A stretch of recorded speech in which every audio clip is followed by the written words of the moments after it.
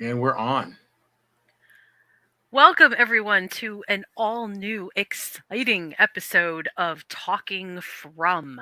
We are going to be highlighting the premiere of season 2 of From with some really interesting updates. I am joined, as always, by my phenomenal co host, Kinte. Kinte, how are you today? I'm doing pretty good, and I'm looking forward to chopping it up with you about this show. Me too. I will say that although most shows take, at least a year to kind of come back, I have been anticipating the episodic return of From. It feels like ever since basically they stopped airing the last episode. So Mhm. I was really excited to see the show come back. I want to I'll first be kind of. honest, I didn't think it was coming back because it didn't seem like it was getting a big push. And then all of a sudden, I mean, they said they were renewing it, so I said, "Oh, cool." I was happy about that. I kind of had an idea that they probably would because they had invested already quite a bit in the in what was happening. But I mean, of course, until a show is actually announced, you never know. So yeah. Yeah. Um. Uh, all right. I'm gonna sort of give everybody a chance to catch up just a bit. So the show that is From is, and we're just going to come right out and say it, it's a little bit like Lost. And they even will say, the showrunners will say, yeah, it has that feel to it. It's episodically mysterious. Each episode brings us a little bit of something that seems like it could be a part of the puzzle or maybe a brand new idea for a new puzzle.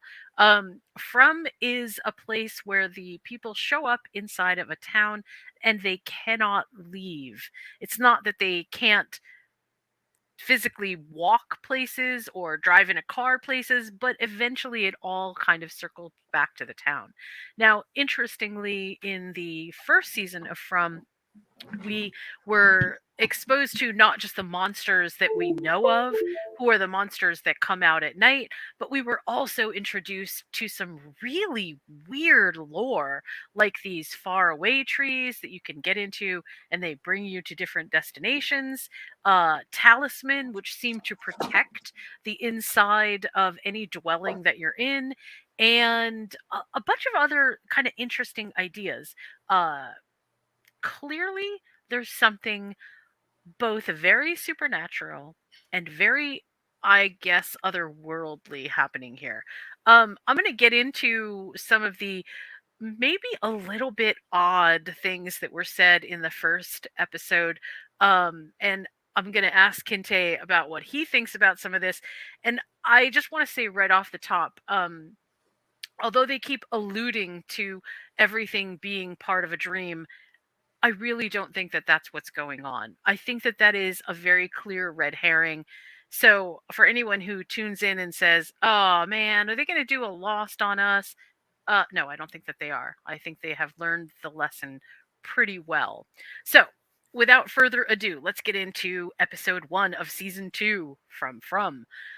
First, Kente, what were your overall what did you overall think about it, and also how did you feel about the busload of people that show up, because we know that they showed up at the end of the last episode of season 1. What did you think about that piece coming forward into season 2?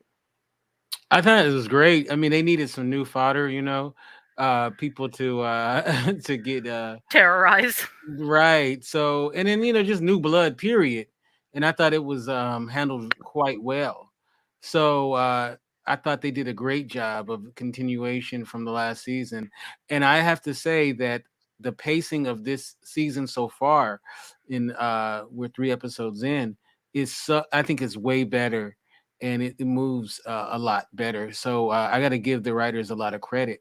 And once again, going back to the Lost connection, we know that the writers and some of the and Jack Bender, who was one of the top directors who directed the I believe this episode and the second episode, was the top director from Lost, as well as the writers worked a lot of the writers worked on Lost, and the name of this episode is called Strangers in a Strange Land, which is famously a name of a season 3 Lost episode.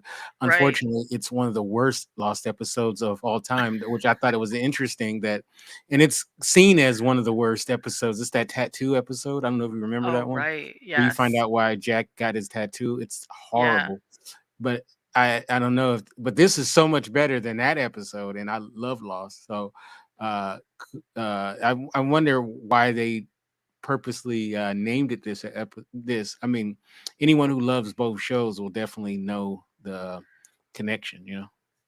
Well, I'm gonna, just furthering along with this sort of idea with the connections here. I'm gonna say that what I find so compelling about From that I not necessarily didn't find compelling about Lost, but is just very different, is we're focused on a place that seems to have its own quote unquote ecosystem, like its own supernatural ecosystem. And that to me is a huge departure from Lost in the sense that we're less focused on each individual character's backstory and more focused on what's going on in this place. So the place seems to take a little bit of a higher position other than rather than just having individual people. Now, at the end of season 1, we had this huge disruption where the monsters basically got into Colony House, right? And so a lot of people died. And the current running headcanon for me is the busload of people had to show up because so many people died at Colony House. So they have to somehow keep replenishing the number of people that are around. Why that is, I don't know, but that seems to be fitting. But at the beginning of this season, we have somebody who is very similar to Boyd's wife, who is on the bus and and what we see in sort of a flashback is that they sense that there is something wrong here, that they saw this in a dream, and that's why I keep bringing that back up. And that character ends up being a pretty important, I think, character overall for us to understand what's going on. So the bus comes into town, and as the bus is coming into town, of course, they end up stopping at the diner. When they stop at the diner, yeah, it gets a little bit confusing. And eventually they are forced to stay. And as they are forced to stay, other things begin to happen. And I'm going to ask you, Kinte, tell me just the dynamic of the bus. We'll get into the house in a second, but just the dynamic of the people on the bus. What do you think of those people? It's kind of, a lot of typical TV show type characters. The one guy with the very short hair, who's very hot headed. Right? He seemed like a character we've seen in a lot of different programs. Um, the uh, the black guy who has the premonitions seems very similar to stuff. The older couple, and then the bus driver who, I know a lot of people probably would criticize the bus driver, but from her stand-up, her point of view, I can understand why she is doing what she's doing. I mean, think about how crazy it's, and we know, because we're an audience, we know that they're telling the truth. But if I Right. was her, I probably would have this similar reaction, like, these people are crazy, let me get out of here. Right, right. Uh, well, okay, so the one thing that I keep thinking about from the bus trip, which of course I feel like everybody should be talking about, is the fact that you have um, a situation where there's a personal connection between two of the characters, and that Very lost feels, in. yeah, right? Like that actually feels a little bit bizarre, like Hmm. very bizarre. But then there's also this sort of aspect which is like nothing feels like it is not on purpose. Everything feels like it's being done for a reason, but at the same time that we think everything's being done for a reason, not everything can possibly tie together. You know what I mean? Right. So obviously things are not necessarily all going to cinch up perfectly. So we know that Boyd and Tabitha, who are who well, Boyd and Tabitha were basically both off on their own journeys. We'll get into Boyd's first. So Boyd was off on a journey with Sarah, and he they both went into a faraway tree. And Boyd ends up at the bottom of a well. And when he comes up from the bottom of the well after asking for help, which, yeah, let's get into figure out what the heck is up with that, somebody throws him a rope, but when he gets up to the top, there's a person that's chained to the wall. And that person that is chained to the wall clearly didn't or wasn't able to throw him a rope. I don't know how that actually happened. But he has a conversation with him and says, "No, I'm going to get you out." Because I think that I mean, other than just when the guy bites him, there's something about what just happened there that feels like a major story beat to me. What did you think? I mean, I thought the scene was very creepy, It and was crazy. yeah, I mean, it was very effective in that way, in setting the tone. But it doesn't really answer any questions. It definitely poses more questions, Right. and a lot of it is towards his psyche is like, is this real? Is this a dream, like you said? Is this is he going mad? Or is all of this happening in his own head? Which is something that he's questioning himself. Is this really even happening? Any of it? Right. Oh, I'm Yeah. sorry. Keep going. Oh, no, no. I was just saying that's what I took out of it. I think the fact that he knew Abby is like the reason that I think it's a major story beat is because I'm not convinced that the faraway trees are not some kind. I don't know if they're actually like, oh yeah, we're getting teleported from place to place, or whether there's something else about them that maybe is at work. And I'll tell you, when Boyd left the well house, and all of a sudden then it wasn't there behind him, Hmm. I was immediately reminded of the way that most people handle dream sequences, where you are in one place and then, even though there's the thread of continuity, when you look around, you're not in the same place that you were. And I feel like that is kind of a clue about what we may be experiencing. And this guy that was chained to the wall even said, "Hey, maybe Abby was right and it's all just a dream." Hmm. Remember? Like that, didn't that seem a little bit like telling to you? I don't know, what'd you take from it? Yeah, I mean, it's definitely something to mess up his mind. And I mean, obviously, none of us wants that to be the thing. So, but I think they're throwing that out there because a lot of people are thinking that's probably what it is. So, Right. but I don't think that it's necessarily the truth. There's also this idea that if you convince people that they are um, if you can convince people that they are not lucidly dreaming, that they can't actually affect any change in their environment. And Hmm. so, I watched a show on Netflix a while ago that was what was it called, 1899, where there was all these crazy things happening and it just sort of defied explanation. And at the end, it turns out that these people were in a kind of suspended animation, a kind of stasis. Hmm. And whatever they were experiencing collectively, but they were all basically in a dreamlike state. So I don't know if that's really what's happening, but it certainly seems like we've got a lot to draw on from there. Um, okay, so let's talk about. I guess let's talk about Tabitha for a second. So Tabitha Okay. goes off with Victor, right? Because Victor finds her underneath the house, and he says, you got to keep walking because the monsters are going to wake up. Oh my god, that was super tense. Yeah. Um, I don't know what it is about subterranean monsters that is like so freaky, but man, that whole scene was crazy tense, right? Yeah. Subterranean. Yeah. Uh, That's uh, funny. Subterranean monsters. it That's a was whole genre in creepy. itself. Yeah, right?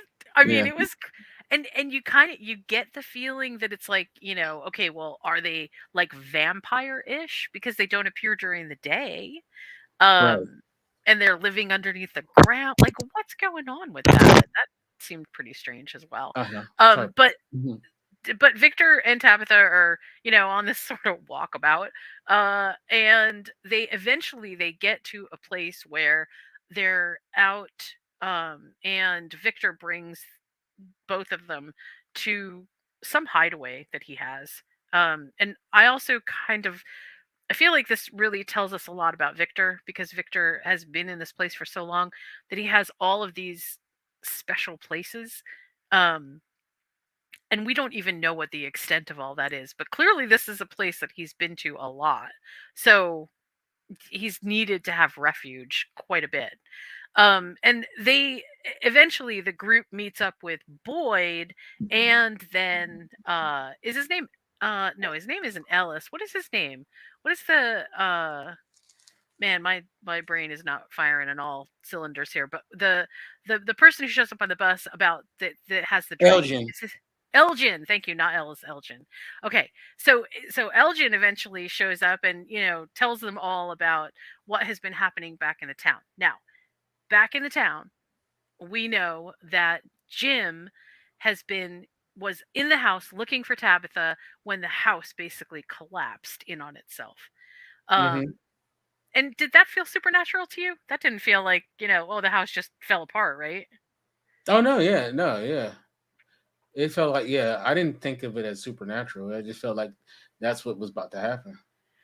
I'm going to circle back to one thing. I just want to mention one quick thing. Remember the guy in the well house? One of the things Uh-huh. that he says is, "Oh, haha," as if provincially. Haha. You think those monsters are just like they're just the tip of the iceberg. I know, crazy, huh? That I mean that whole scene felt very, like I said, it seemed like a giant story beat, but that to me felt pretty important. Like, oh yeah, those are just the minions or something. I don't know. That felt really weird. And before I forget, let's not sort of pass over the fact that when that guy that is chained up bites Boyd, Boyd is infected with something. Some kind of thing that is now traveling underneath his skin. I I know, mean, they look gross. like little eels, yeah? Yeah, gross too. Yeah. Man, that's pretty freaky. I don't know what the heck is going on with that, but I'm hoping that that's not what we know. Remember, we know that Sarah has some kind of like direct connection to something because it writes on her arm, and I'm wondering if maybe that's sort of like a like there's like that's another kind of connection. I don't know. Um, but obviously Boyd doesn't want to tell anybody that that's what's going on, so he hides it pretty well. Okay, so let's get to the house. So Jim is in the house when it collapses, and as the house collapses, there's people that were trying to help him, and they can't get out. So everybody's stuck in the house, and it's going to be nightfall. And so the house is directly across the street from the diner, and of course, in the diner is Julie, who's Jim's daughter, and she can't do anything. She's just stuck there. She's just got to watch whatever is happening. Um, what'd you think about that whole thing? Say that one more time because you kind of cut out for me. So the when the house collapses and it's getting to be nightfall, Julie is right there. She has to retreat to the diner. She doesn't want to leave him, and then all she can do is basically watch what's happening overnight, Hmm. knowing that her dad is underneath this house with no protection. What'd you think about that whole thing? No, I thought that was well. For one, was it was great because the concern she had for her father, because she in the last season she kind of rebelled against her parents, and Right, it was good. It was, I guess, it was growth on their relationship.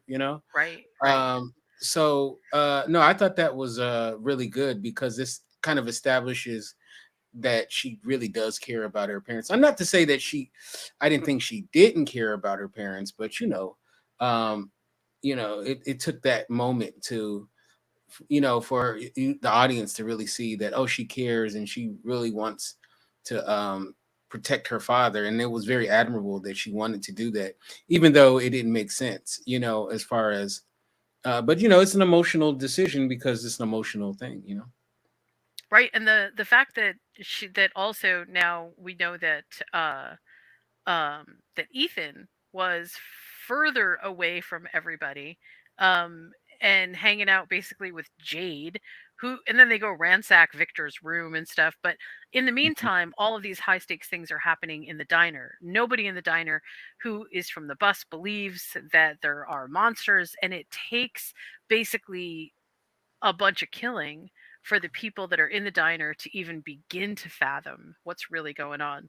Um, I gotta say that the whole first episode, and tell me what you think, but I think this whole first episode really sort of played really well into both raising the stakes for everyone and also deepening the level of mystery to the town without adding so many new layers that we can't keep track of them all. What do you think about that? Yeah, yeah, yeah. I thought that. I mean, once again, I think that it was extremely well done. It was um, because I think this show really needed it.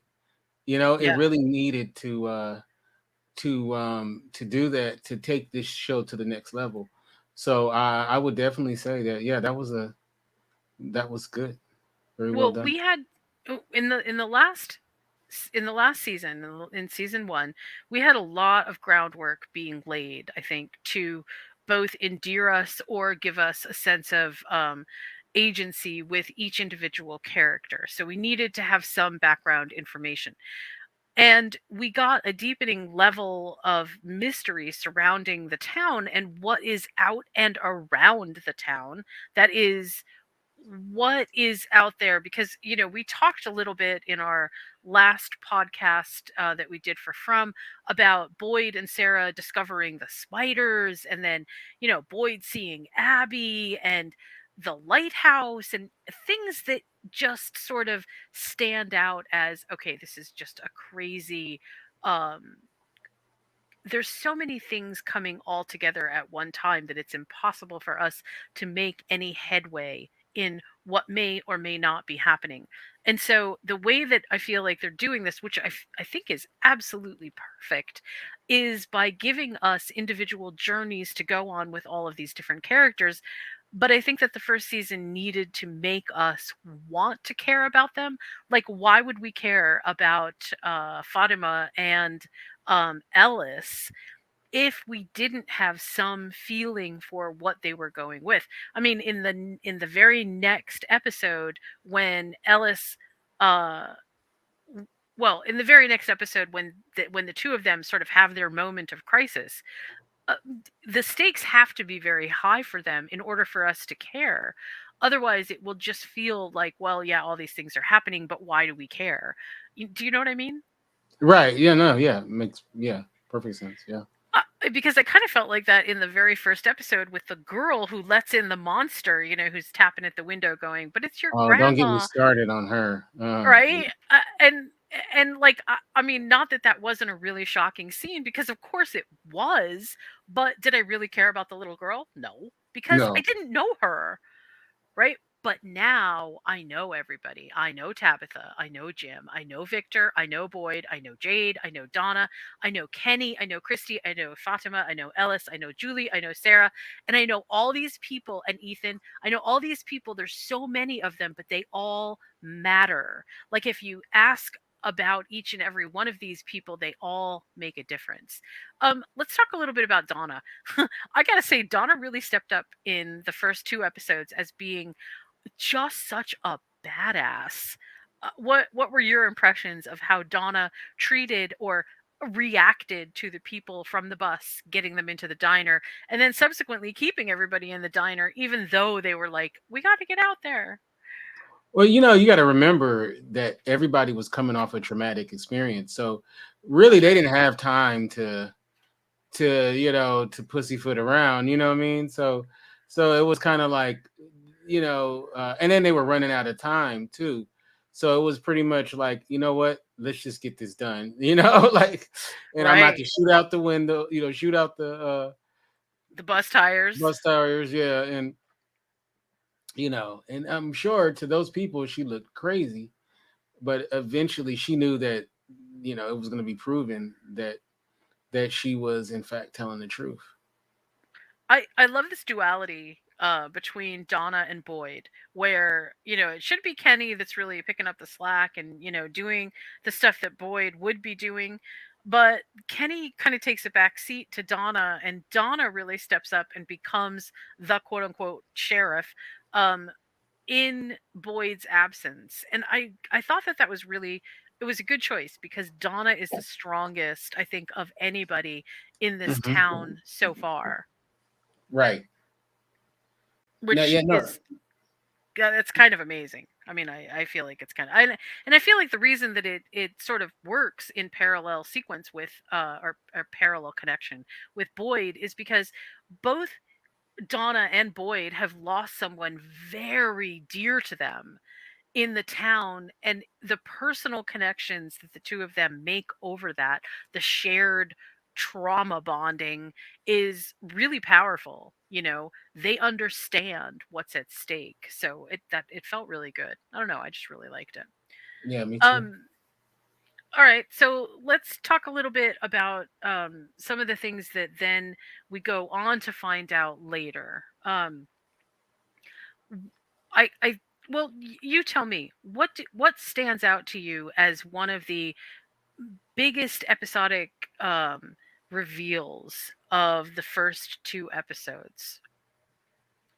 Um, well, obviously the bite. Um, Right. also, Jade. I like the piece about Jade and Vic, going in Victor's room, and that was cool.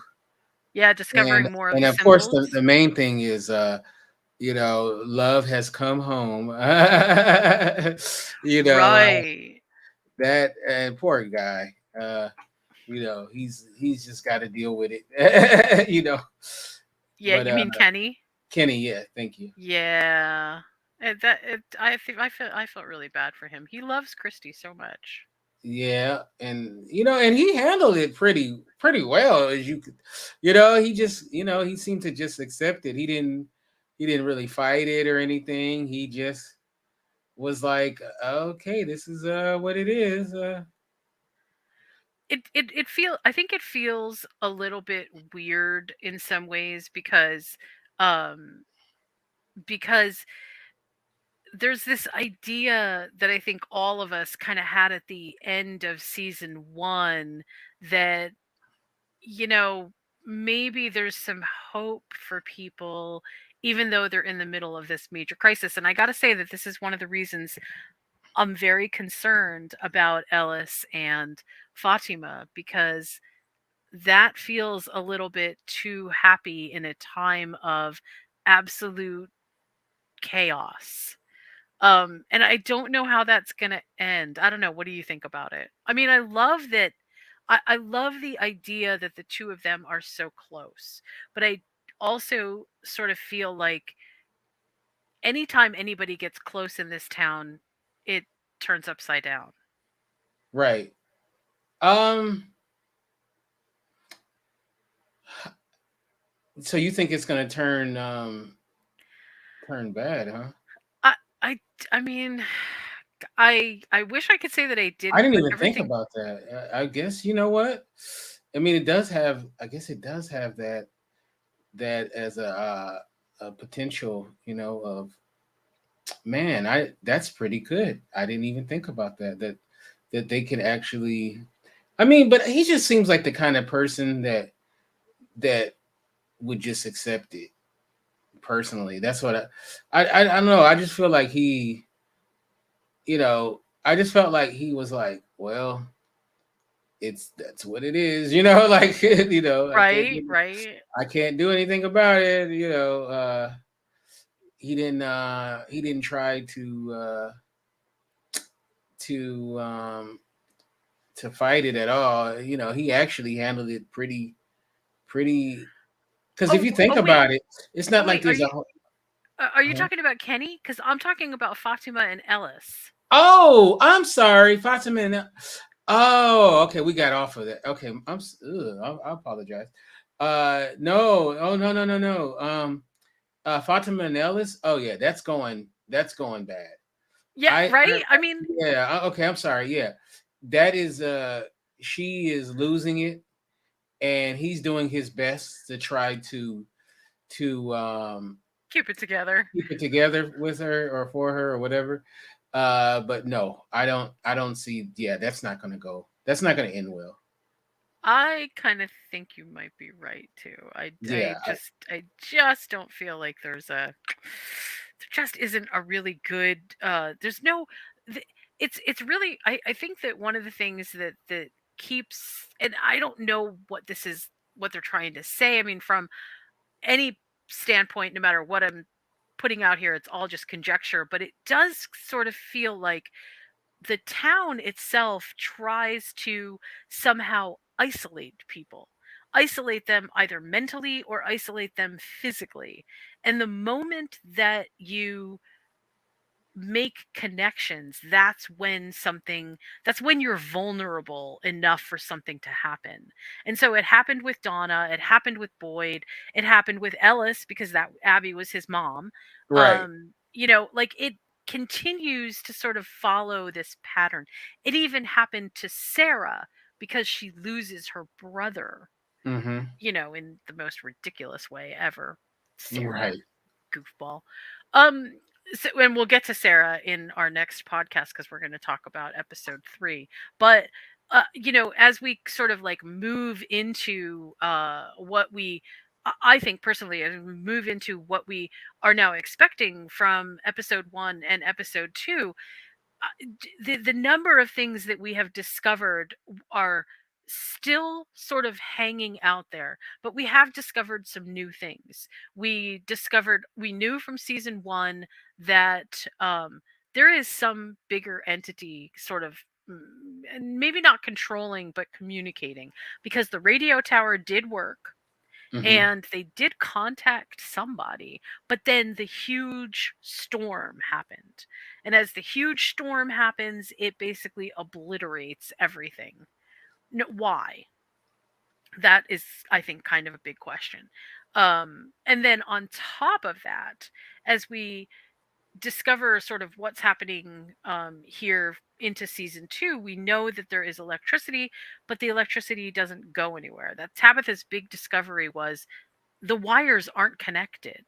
We don't there's no reason for electricity to be working. Um, we also discover little bits and pieces about things, as I said, being subterranean or things being completely disconnected from the outside world, like the well house, like being in the underground caverns or places like that, right? So we know that there's those things happening. And then on sort of as the biggest maybe discovery layer were all of Boyd's revelations in the well house with, hey, this is just the tip of the iceberg. There are some kind of weird worms traveling around in his body. Oh geez. Um, Yeah. and that, and that, what was the other thing that he said that I was just thinking about? That, that, that, that the overall part of being in danger here almost has nothing to do with the monsters that they think they're keeping themselves safe from. Because Boyd thinks it's such a huge deal that there's talisman now, and so hey, we can keep you safe. And the guy in the well house was like, "Oh, that's funny. You think that that's going to keep you safe? Because clearly, no, that's not going to keep you safe." Right. Um, but other than that, we have sort of settled into a pattern of, okay, we're not learning quite so much about the town as much as we're learning about the things that we've already kind of made the discovery for. Like, we know that the symbols mean something, those symbols that Victor was collecting in his notebooks, and that we also saw in the diner store, right, in the storage Right. area. Things like that, which we still don't know what those mean. Maybe those are talisman. Do we know? I I don't think have we've no got. Yeah, we haven't gotten anything with that, have we? no, no, not at all. So yeah, Um, yeah, this is another clue that we uh, gotta right. read through. Yeah. And then at the between episode 1 and episode 2, we have all of these new characters that we kind of get to know. Some of them we sadly have to say goodbye to almost as soon as we meet them. Hmm. RIP to the elderly couple on the bus. Oh yeah, uh that was cold. that was cold. I like Mr. Smiley though, as he sat down on the bus and he pretended to drive. Like that, Mm. that was actually pretty funny. I thought that was pretty cute. Like he's gonna go someplace or something. That was pretty funny. Yeah. Um, and we also had the couple that we will discuss in the next podcast as well, who are basically, oh hey, let's just see if this person really needs help, and they open the door, and yeah, no, that wasn't a good idea for them. And a couple of other people that we know died because they were out in the open and weren't protected in any way. There were also the two people underneath the house. Only Jim survived underneath the house, right? Right. Yeah. So there's that too. All of those Lucky things Jim, huh? together. Yeah, lucky Jim. Hmm. Uh, it's almost like he has main character syndrome. I don't know. Yeah, I know, right? The one character we actually cared about. Well, I liked the bartender. I thought it meant okay. Can we talk about something real quick before we say goodbye to Yeah, this episode? let's go. Father, the priest. What was his name? Father Kotri, Father Kotri. Patrick. Yeah, Don't you feel like they shouldn't have killed him off? The show needs him in a way. kind of. Yeah, I like the well. I guess we're talking. The third episode really made me go.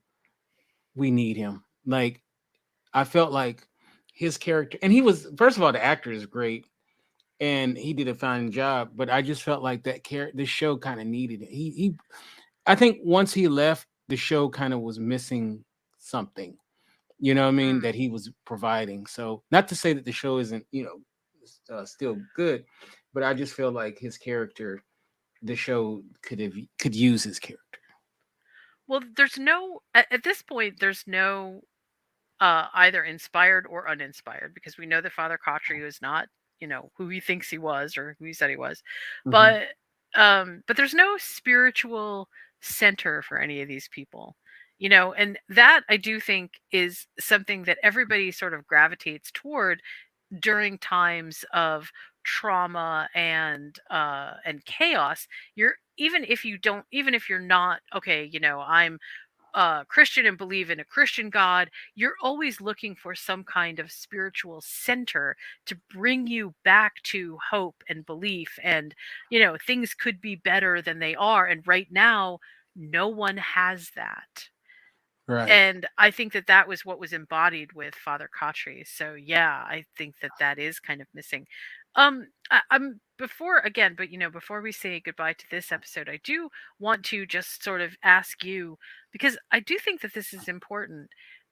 Of all of the things that are happening right now in episode 1 and episode 2, Hmm. what do you think is like the most important part of what we're supposed to be paying attention to?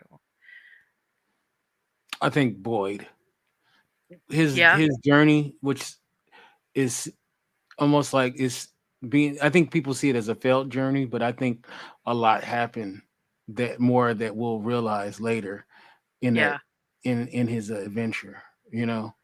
So I tell you though, when he was in the woods and they were walking by, that was very tense. Even though I felt like there was nothing going to happen to him, it still was very tense. Though. Let me ask you a quick question about this. And again, this is just pure conjecture on my part, but do you think that those things, whatever they are, in his arm, in his whatever, do you think that they may be some kind of protection? I didn't even think about it like that. Or that Possibly. maybe they can't see him because he has those? There's a Oh, that part of he was giving him some sort of help. yeah. Remember, he That's said, "Well, I interesting. I passed this on." The guy in the well house says, "Okay, I've passed this on." Right? Mm, And I mean, there's a reason that he was chained in the well house. right. But but we don't know whether he was chained in the well house by someone nefarious trying to keep the protection away from everybody else, or whether he was chained in the well house because whatever he had made him somehow uh you know like more okay, we have to keep you now, not because it had anything to do with protection, but because, oh yeah, there's something about this that's important to the monsters. You know what I'm saying? Like, it kind of feels to me like maybe that was the point behind having Boyd hide behind a tree and not being seen by the monsters as they were passing by, because we know that that's one of the things that they're really good at, is finding people even when they think they're hiding. Ah, Remember, because they were saying that, like, they had to hide underground when they first got there, and if you were out in the open you were basically just going to be fodder, because anybody that was in the open that wasn't hiding really well, they could find them. right, right, yeah. I don't Huh. know, just a thought, but I feel like maybe that scene was supposed to say, "Hey, whatever's going on with Boyd, yeah, it's probably something that's making him a little bit less visible to monsters." I don't know. I guess we'll find out, but Yeah, we'll find out. it was All an right. idea. So let's how can well they can get me at Kinte F on Twitter, and also they can get me at um Kinte Ferguson on Instagram. How can they get you? People can find me at my website, moviesandmeals.com. You can also join me for my other podcasts, which I do with Wadco Media. Please join me. We have a great time. I thank you so much for joining us on this episode. We're going to launch right into our next episode, where we're going to talk about episode 3 of season 2, From. And I hope you'll join us. This has been great. Kinte, thank you so much for being an awesome podcast co host. I love this. This is great. So we'll see you next time. Peace.